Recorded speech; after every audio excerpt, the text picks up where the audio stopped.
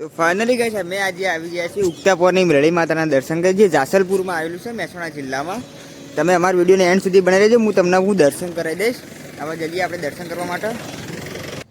મલ્હાર રાજા જ્યારે શિકાર કરવા જાય છે ત્યારબાદ જાસલપુર ગામમાં આવીને આ વાવે પાણી પીવા આવે છે.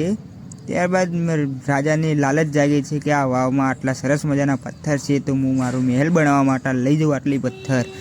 અને આટલે રાજા જ્યારે મહેલમાંથી પથ્થર આ વાવ તોડીને પથ્થર લઈ જવા માગે છે ત્યારબાદ રાજાનો મહેલ વારંવાર તૂટી જાય છે. ત્યારબાદથી હાથી બોલાવે છે, હાથીથી ખેંચાવરાય છે. ત્યારબાદ હાથી પણ આટલે ભયમાં દટાઈ ગયેલા છે.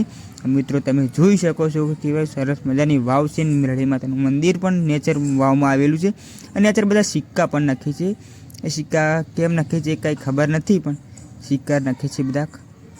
હવે જે હું તમને લઈ જવા માગું છું મંદિર બાજુમાં, એ મંદિરમાં હું તમને દર્શન કરાવી દઈશ. સરસ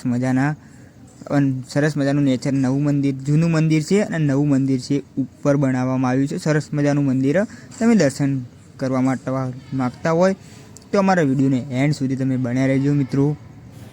પહેલાં આપણે જૂના મંદિરના દર્શન કરી લઈએ, જે મંદિરના નેચર આવેલું છે. સરસ મજાનું મંદિર. આટલે તમે જોઈ શકો છો આ મેરળી માતાનું મંદિર વચ્ચે સેન્ટરમાં, અને આજુબાજુ બીજી મૂર્તિ એમના પણ હું તમને દર્શન કરાવી દઈશ સરસ મજાના.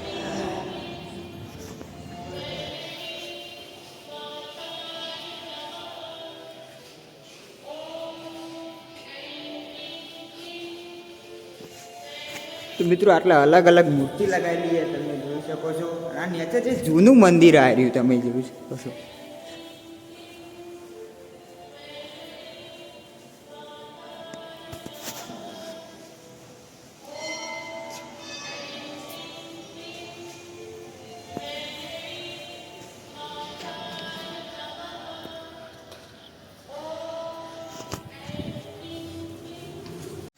હવે આપણે નેચર દર્શન કરી દીધા. આવા ઉપર જે નવું નિર્માણ થયેલું છે મંદિરનું, એ પણ આપણે દર્શન કરી લઈએ. આપણે ઉપર મસ્ત નવું નિર્માણ થયેલું આ મંદિરનું.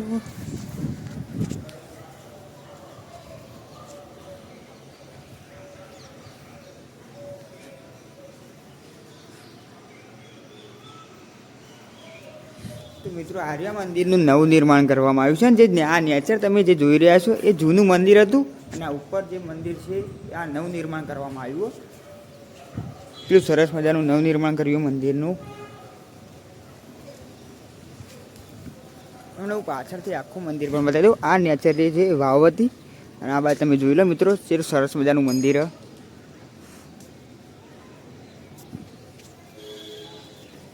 બાકી અમારો વિડીયો ગમે તો લાઈક કરજો, શેર કરજો, અમને ફોલો કરવાનું મિત્રો તમે ના ભૂલતા, અને જય મેરળી માતા લખી દેજો.